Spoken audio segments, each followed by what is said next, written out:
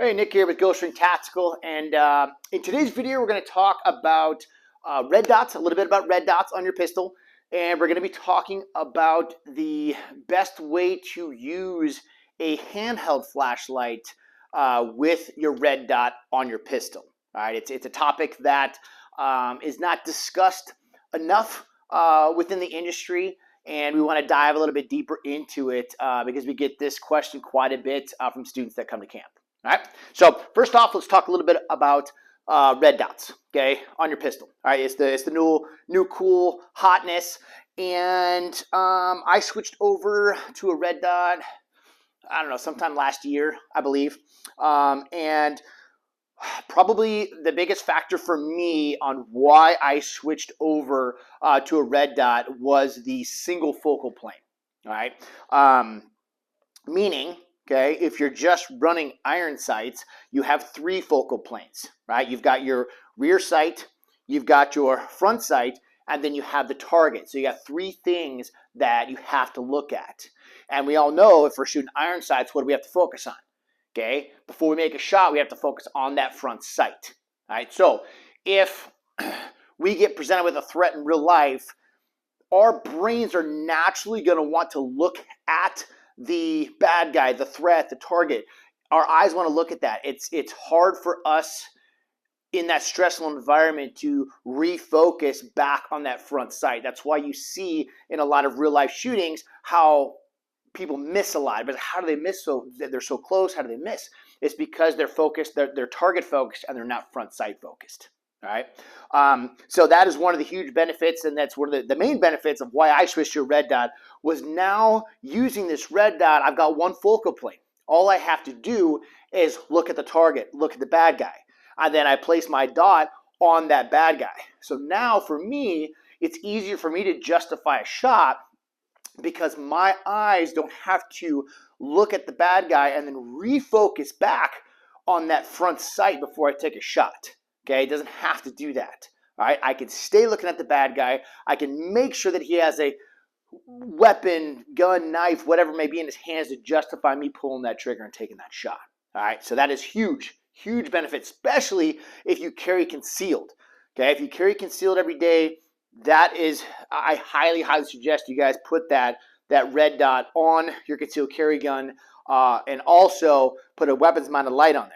All right, so the reason I recommend having your weapons-mounted light as well as carrying a handheld flashlight is because certain situations may not warrant you having your gun drawn and using your weapons-mounted light, okay? You may be wanting to search, okay, or do something that involves your weapon staying in the holster and you just using a weapon or a handheld light to do a search, okay, or whatnot.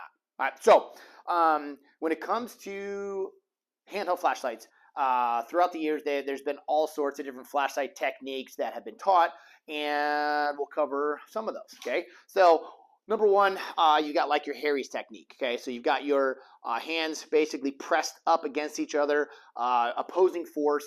Mainly this was designed to give you as much support as possible since you don't have two hands on the gun. All right. Then you've got your neck or cheek indexing. Okay, so you're bringing that flashlight back, referencing your cheek, your neck, and then using this, okay, as the placement wise for flashlight. Other techniques, you've got like your FBI technique.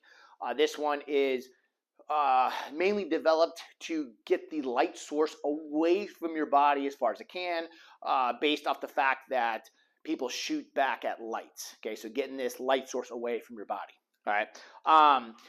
But honestly, guys, where do we usually like carry the flashlight? Where's it usually placed if we're just grabbing a flashlight, we hear something outside, and we're searching for it? Okay, for me, I'm usually just going to be right here. Okay, almost center line of the body, kind of just looking around, seeing what it is.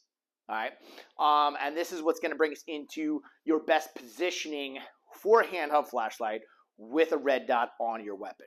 All right. So if you're using the Harry's technique, okay, with your red dot, this technique usually works, right?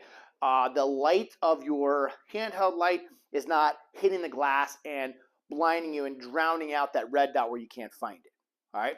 Now we switch to, okay, your neck or cheek indexing. This one here, this is where you're going to see it the most. Okay, if you're here, that light is shining, reflecting off that glass. It's very difficult to find that red dot. Usually, if you're using this technique, you have to push the beam, okay, off your face and away from the gun so you can see the red dot better. All right, and then you go into your FBI technique, okay, this one here.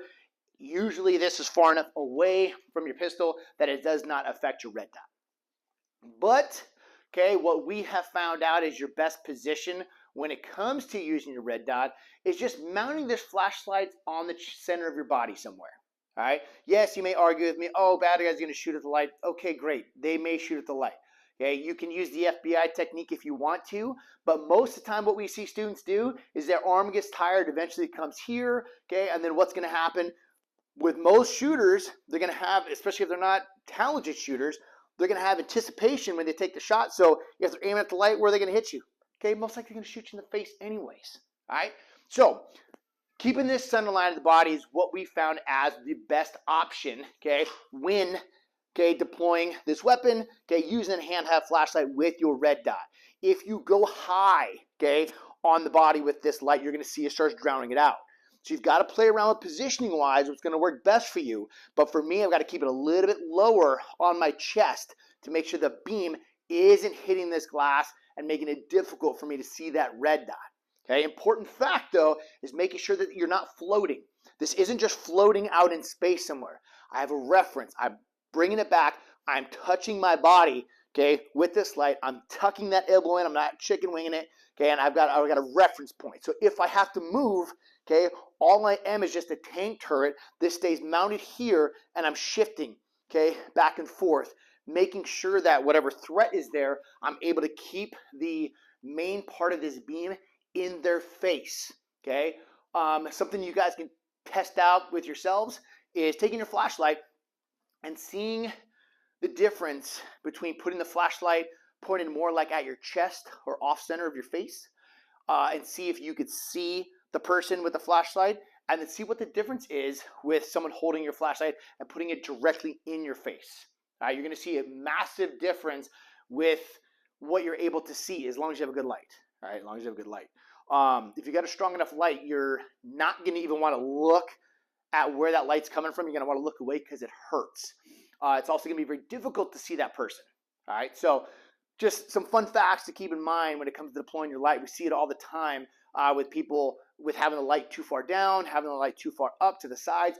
You want to try to get that light, okay, directly in, okay, that person's face to effectively use this little guy. All right, so again, you got to figure out what flashlight technique is going to work best for you. Okay, but like I said, what we found with our research, taking students through it, is when it comes to, if you're running a red dot, is just mounting this flashlight center mass to your body, okay, referencing, okay, that body somewhere within the body, okay, keeping it low so this beam isn't hitting, okay, the glass and you not being able to see that red dot.